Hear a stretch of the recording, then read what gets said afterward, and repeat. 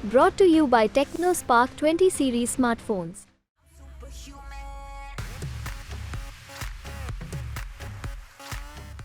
मंगलसूत्र, मुस्लिम संपत्ति का बंटवारा। पीएम मोदी ने कांग्रेस का घोषणा पत्र पढ़ा तो जरूर, लेकिन कांग्रेस की नीति और नीयत के ऐसे निष्कर्ष निकाले कि लोकसभा चुनाव में घमासान मच गया।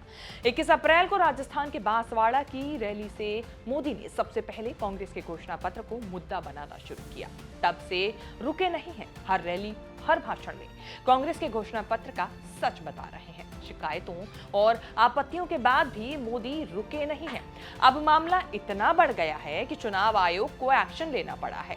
पीटीआई रिपोर्ट के मुताबिक चुनाव आयोग ने मोदी के भाषण की जांच शुरू कर दी है। शिकायतें आने के बाद चुनाव आयोग को जांच करनी पड़ेगी। जांच के बाद आरोपों को या तो सही साबित किया जाएगा या फिर गलत बताना होगा, या मोदी के भाषणों को गलत या क्लीन चिट देनी होगी। अब धर्म संकट चुनाव आयोग के सामने है, क्योंकि केस देश के प्रधानमंत्री से जुड़ा है। कांग्रेस ने मोदी को चुनाव आयोग के हेट स्पीच वाले नियम में घेर लिया है।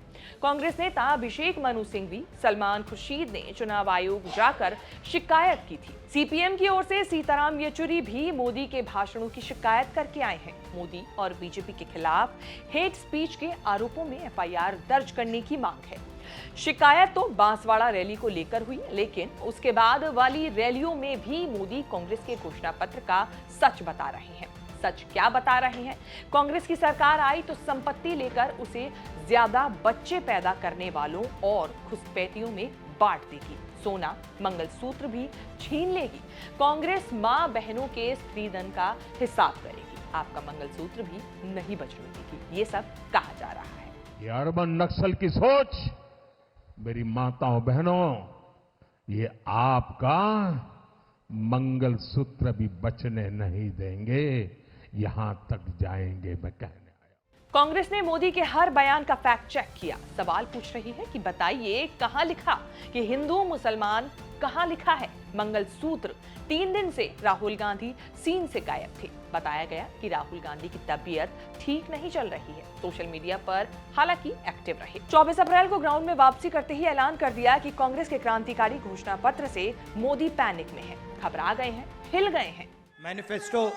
मैनिफेस्टो आपको अच्छा लगा? आपने देखा होगा कि प्रधानमंत्री पैनिक कर गए हैं। हाँ, बिल्कुल हिल गए, घबरा गए। क्रांतिकारी मैनिफेस्टो है। राहुल गांधी पैनिक। कांग्रेस का घोषणा पत्र लोकसभा चुनाव के सेंटर में आ गया है। कांग्रेस ने घोषणा पत्र को न्याय पत्र नाम दिया है, जिसमें नौकरी, रोजगार, न्याय की गारंटी दी गई है। लगने लगा कि आक्रामक भाषणों से मोदी ने चुनाव लूट लिया, लेकिन प्रियंका गांधी ने कांग्रेस की वापसी करा दी है। मोदी ने मंगलसूत्र बोला तो प्रियंका गांधी ने मां और दादी की मंगलसूत्र वाली कुर्बानियां गिनानी शुरू कर दी। मुसलमानों से शुरू हुई राजनीति को प्रियंका इमोशन पर ले आई है। राहुल ने सोना, मंगलसूत्र पर तो रिएक्ट नहीं किया, लेकिन हुंकार भर दी कि घोषणा पत्र में एक्सरे का मतलब क्या है? क्यों एक्सरे के नाम से देशभक्त डरते हैं? कैसी कैसी बहकी बातें। पिछले 2 दिनों में अब ये शुरू हुआ है कि कांग्रेस पार्टी चाहती है कि आपके मंगलसूत्र और आपका सोना आपसे छीन ले। 70 सालों से ये देश स्वतंत्र है। 55 सालों के लिए कांग्रेस की सरकार रही है। किसी ने आपसे सोना छीना, आपके मंगलसूत्र छीने? इंदिरा गांधी ने अपना सोना, जब जंग हुई थी, अपना सोना देश को दिया। मेरी मां का मंगलसूत्र इस देश को कुर्बान हुआ है। और अगर मोदी जी मंगलसूत्र का महत्व समझते तो वो ऐसी अनैतिक बातें नहीं करते। हिंदुस्तान में आज 90% के साथ अन्याय हो रहा है, भयंकर अन्याय हो रहा है। आज तक मैंने ये भी नहीं कहा कि हम कोई एक्शन लेंगे। मैंने सिर्फ ये कहा है कि देखिए, ये पता लगाते हैं कि कितना अन्याय हो रहा है। देशभक्त अन्याय थोड़ी चाह सकता है। देशभक्त चाहता है कि हिंदुस्तान आगे बढ़े। देशभक्त चाहता है कि हिंदुस्तान एक दिन सुपर पावर बने, जो भी जैसे भी आप कहना चाहो। तो अगर आप सुपर पावर बनना चाहते हो, चाइना से मुकाबला करना चाहते हो, तो 90% शक्ति का प्रयोग तो करना पड़ेगा। तो बड़ी इंटरेस्टिंग बात है कि सारे के सारे लोग अपने आप को देशभक्त कहते हैं। सारे के सारे जो अपने को देशभक्त कहते हैं, एक्सरे से डरते हैं। चुनाव आयोग ने चुनाव आचार संहिता को सख्ती से लागू करने की बात कही है। कई राज्यों में कई नेताओं पर चुनाव आचार संहिता तोड़ने पर केस भी दर्ज कराया, लेकिन अब मामला मोदी का है। कांग्रेस ने चुनाव आयोग को 18 से 22 अप्रैल के बीच आचार संहिता तोड़ने पर बीजेपी नेताओं के खिलाफ 16 शिकायतें दी हैं। बीबीसी रिपोर्ट के मुताबिक चुनाव आयोग को नागरिकों की ओर से 17,000 से ज्यादा शिकायतें पीएम मोदी के खिलाफ मिली हैं।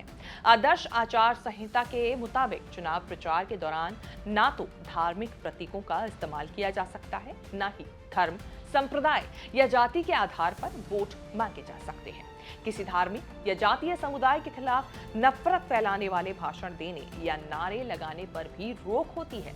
चुनाव आयोग के मुताबिक आचार संहिता से जुड़ी 200 शिकायतें आने पर 169 पर एक्शन लिया गया। बीजेपी ने 51 शिकायतें की, जिनमें से 38 पर एक्शन लिया गया। कांग्रेस की 59 शिकायतों में से 51 पर एक्शन लिया गया। बाकी पार्टियों ने 90 शिकायतें की। चुनाव आयोग ने 80 पर एक्शन लिया है। अब जो मामला है वो प्रधानमंत्री से जुड़ा है, इसीलिए अब फैसला जो है जांच का वो काफी सोच समझ कर किया जा सकता है। आपके हिसाब से इस बार लोकसभा चुनाव में किसकी जीत किसकी हार होगी, आपकी क्या राय है, कमेंट करके जरूर बताएं। ये वीडियो आपको कैसी लगी ये बताना भी बिल्कुल ना भूलें। इस तरह की वीडियोस भी आगे देखने के लिए और लोकसभा चुनाव से जुड़ी तमाम जानकारी से अपडेट रहने के लिए आप देखते रहें न्यूज़ तक।